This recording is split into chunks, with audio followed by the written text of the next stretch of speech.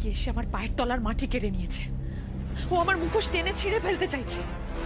ও বলেছে যে বড় রাজা বাবু বেঁচে থাকলে ওনাকে ঠিকই খুঁজে বার করবে।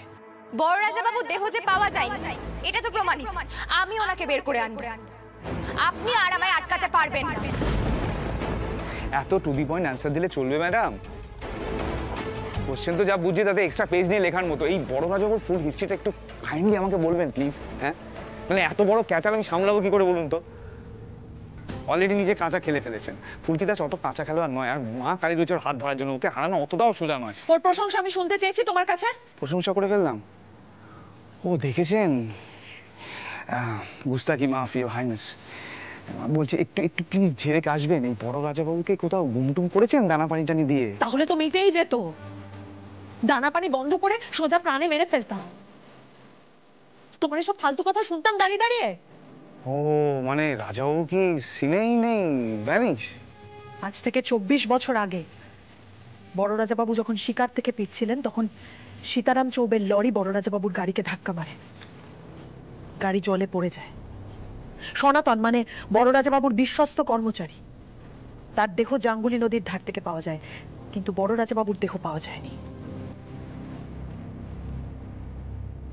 যেটা আপনি চেয়েছিলেন যে পাওয়া যাক এবং ল্যাটা চুকে যাক। হ্যাঁ বলতে পারো। আমার লোক দিয়ে আমি চতুর্দিকে খোঁজ করাই, কিন্তু বড় রাজাবাবুর দেহ পাওয়া যায় না।